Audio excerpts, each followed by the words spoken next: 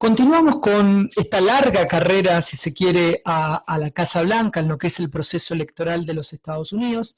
Este sería el video número 3, el último, el video de cierre, así que invito a que miren los videos anteriores. Y en esta tercera etapa la denominamos o se denomina como la elección general. A ver, la campaña para la presidencia comienza una vez que terminan las convenciones nacionales, aunque tradicionalmente se dice que comienzan el Día del Trabajador, el primer lunes de septiembre. A partir del momento en que obtienen las candidaturas, los aspirantes tienen que crear un comité de campaña más elaborado que el que utilizaron durante las primarias, y después de la competencia por la designación, el candidato a la presidencia lo que tiene que tratar de lograr es unir al partido rumbo a las elecciones generales. Esta etapa es sumamente costosa, pues requiere de gastar mucho en publicidad, en organización en todo el país. Es interesante porque la Constitución de los Estados Unidos establece un sistema de votación en el que cada estado tiene un peso específico en la elección del presidente. Y este sistema se lo denomina el famoso Colegio Electoral de los Estados Unidos. Si se quiere, es el órgano central de lo que va a ser este proceso en la etapa de la elección general. Y esto nos va a llevar entonces a detenernos un poco en lo que se denomina el colegio electoral. A ver, hagamos un poco de recuerdo histórico, ¿no?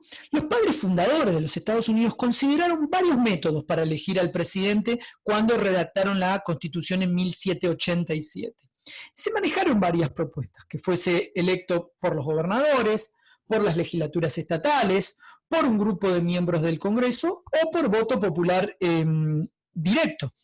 Ahora, cuando la Convención Constitucional no logró ponerse de acuerdo sobre cuál método se va a utilizar, un comité de asuntos ideó esta idea del colegio electoral, el cual recibió la aprobación de los delegados de la Convención y fue incluido en el documento final. La idea detrás del colegio electoral era permitir la participación popular, tener un método independiente del Congreso y darle, sobre todo a los estados pequeños, la oportunidad de desempeñar un papel importante en el proceso electoral. El sistema establece que las personas en Estados Unidos no votan directamente por los candidatos en las elecciones generales.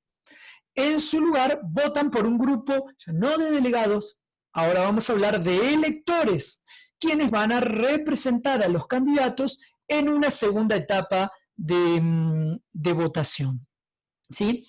Es un sistema, como bien dijimos en las primeras entregas, un sistema complicado, arcaico, poco conocido, y les puedo asegurar que es muy poco conocido incluso para los propios estadounidenses. En un principio, los electores eran elegidos por las legislaturas estatales, por lo que los ciudadanos no tenían ningún papel definitivo en la elección. Sin embargo, los electores ahora sí son elegidos por medio del voto popular. Cuando los votantes llegan a las casillas de votación, eligen una terna de electores, las cuales se comprometen a votar por un candidato a la presidencia. El objetivo de los candidatos es obtener el mayor número de electores en todo el país, para lo cual tienen que conseguir votos en todos los estados.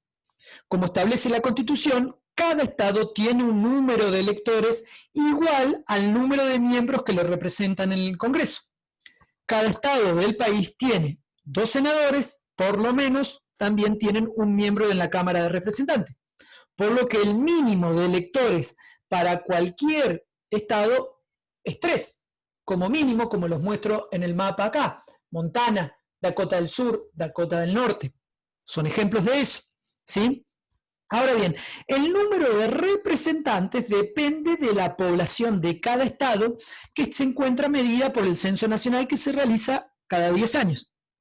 Pero también es interesante porque se pueden perder votos si otros estados crecen a un ritmo más acelerado. Este esquema entonces le da a los estados grandes una fuerza en la selección para presidentes, pero también le da a los estados pequeños un poder que no tendrían si la elección fuera por medio del voto popular directo. Si así fuese, por medio del voto popular directo, los candidatos no tendrían mucho interés en hacer campaña en estados pequeños, porque buscarían obtener, en definitiva, votos solos en los estados más poblados. Un candidato necesita ganar más de la mitad de los electores disponibles para poder obtener la presidencia. Actualmente, al día de hoy, hay un total de 538 electores, los cuales corresponden al número total de senadores, 100, y de los miembros de la Cámara de Representantes, 435. Ahí uno diría, bueno, pero doctor, eso no suma 538. Además, por medio de la enmienda número 23, que se ratificó en 1961, el Distrito de Columbia tiene 3 delegados, aunque no tengan senadores ni representantes en el Congreso. Muy importante para tener en cuenta, fíjense aquí en el mapa, cuando les marco Distrito de Columbia, 3 electores. ¿Sí?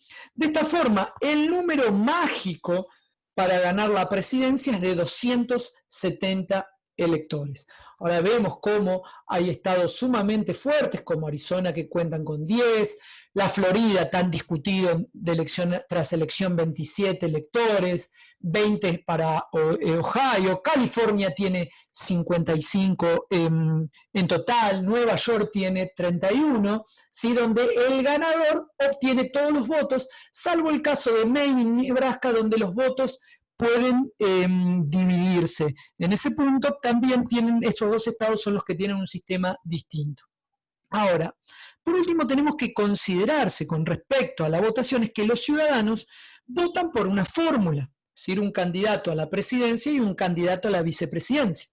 Cuando se ratificó la Constitución, el artículo número 2 establecía que los electores votarían por 2 personas para presidente. Quien recibía más votos sería el presidente y quien quedase en segundo lugar sería el vicepresidente. Esta situación resultó muy problemática, pues habría la posibilidad de que hubiese, por ejemplo, un empate. Por eso se decidió cambiar el sistema de votación para que los electores votaran por un presidente y por un vicepresidente. Y eso quedó plasmado en la enmienda número 12, que se ratificó en 1804. Entonces, los ciudadanos estadounidenses votan por una terna de electores que representan la fórmula de cada partido, por lo cual eligen a un presidente y al vicepresidente al mismo tiempo. Ahora bien, muy importante entonces tener en cuenta lo que supone este colegio electoral. ¿Qué pasa el día de las elecciones? Yo les marco en este gráfico los requisitos para ser presidente de los Estados Unidos y evidentemente estamos viendo en esa idea de que uno tiene que ser ciudadano, ¿no? El inicio hasta el final en ese ticket mágico, ¿no? En ese número mágico de electores de 270. Ahora, las campañas culminan el día de la elección general. Es interesante, en 1845 el Congreso estableció la fecha en la cual todos los estados votarían. La elección se llevaría a cabo el primer martes después del primer lunes de noviembre cada 4 años. Y ahora bien, la selección de la fecha puede parecerles extraña si se las digo de esta manera, pero tiene una razón basada en la tradición. Normalmente para el mes de noviembre la cosecha antiguamente había terminado, por lo cual los agricultores podían tomarse el tiempo de ir a votar. Además, el clima durante ese mes permitía a los votantes desplazarse antes de que comenzaran los fuertes inviernos. La razón por la que escogieron el día martes, recordemos que las elecciones generales se votan un martes, fue porque daba un día completo a los votantes para viajar después del domingo, el cual, recordemos, es un día de descanso o de celebridad en sus momentos de actos religiosos. Las personas tenían que ir a votar a la ciudad donde se localizaría la cabecera de su condado, lo cual implicaba un largo viaje para muchos votantes.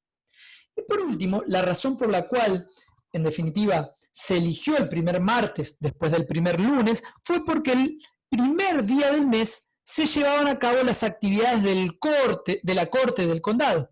Entonces, para evitar que estos dos actos se empalmaran, si el primer día de noviembre caía en martes, se decidió elegir el primer martes después del primer lunes de noviembre, día que los votantes acuden ese día a las urnas en horarios establecidos por cada uno de los estados.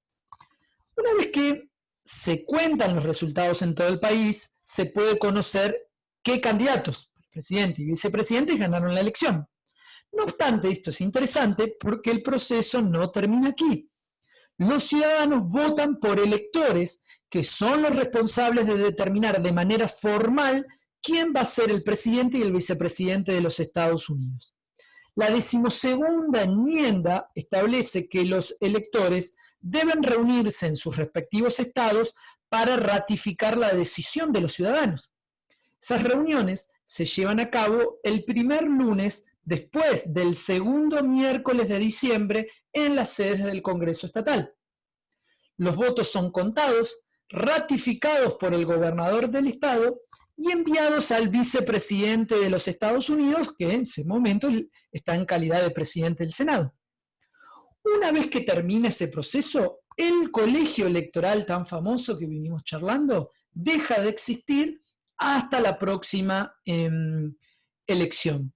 Así que el colegio electoral en realidad es una figura, pues no tiene un propósito más que elegir al presidente y el vicepresidente. Es decir, no funciona como una institución permanente, sino que funciona solo durante las elecciones cada 4 años.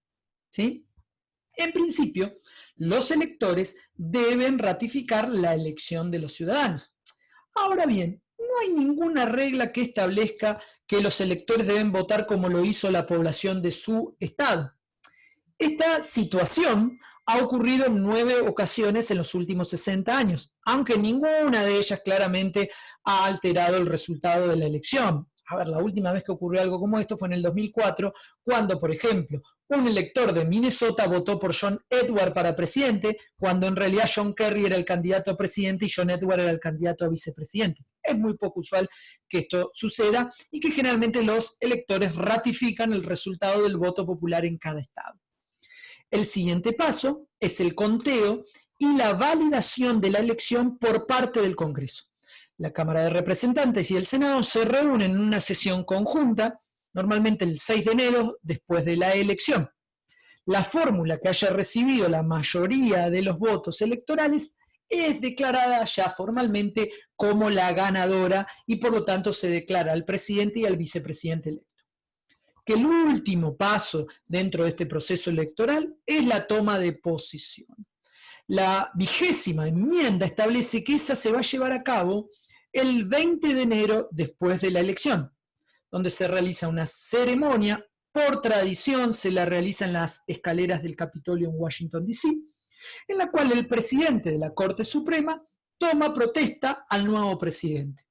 ¿Sí? Y este procede a dar su discurso de toma de posesión con los festejos y las celebraciones. Es decir, con este acto solemne, si se quiere, concluye el periodo electoral extenso y comienza un nuevo periodo presidencial y una nueva etapa en la vida política de los Estados Unidos. ¿Sí?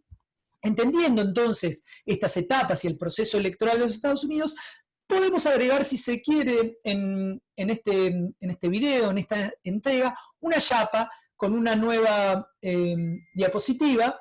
¿Qué pasa, o si es que podría pasar, cuando no hay un ganador?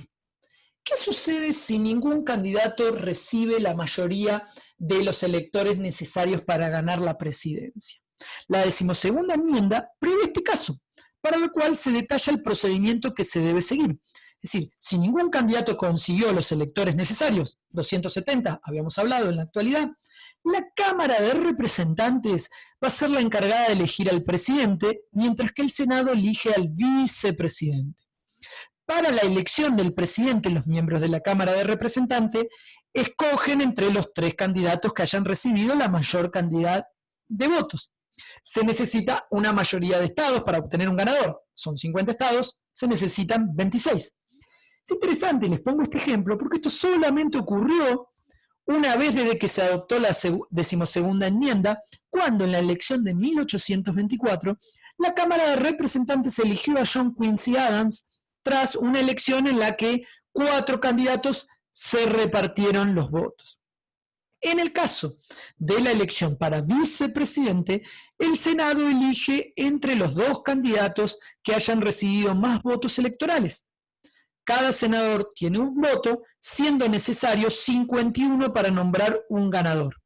Esto solamente ocurrió durante la elección de 1836, cuando el candidato a la vicepresidencia, Richard Johnson, no consiguió una mayoría de electores, aunque sí lo había logrado su pareja en la fórmula, ¿sí? Sí había conseguido y había ganado la presidencia. Por lo tanto, el Senado tuvo que elegir entre los dos candidatos con más votos. Al final, Johnson fue electo. Esto más a forma de chapa que les doy, pero que puede suceder y que la Constitución prevé en el caso de que suceda algo como esto. Como bien dijimos, el proceso electoral en los Estados Unidos es sumamente complejo y en apariencia poco funcional. Con respecto a las primarias, las elecciones competitivas han demostrado la debilidad muchas veces del sistema, como también han demostrado el valor democrático, ¿no?, de los caucus, el papel de los superdelegados, las reglas de participación, sobre las elecciones generales. No son pocos los que han, si se quiere, hecho un llamado para que este sistema se modifique, ya sea utilizando un sistema de votación popular directa o haciendo ajustes en la manera en las cuales se reparten los votos por parte del colegio electoral. No obstante, podemos decir que el sistema actual no ha sido un impedimento a la continuidad en el gobierno. Los partidos políticos han sabido resolver sus diferendos, sus internas, las reglas y los procedimientos han funcionado. Ahora tenemos que tener en cuenta, porque mucho se ha hablado en la actualidad en los medios de comunicación, solo una enmienda constitucional puede alterar el proceso electoral en los Estados Unidos.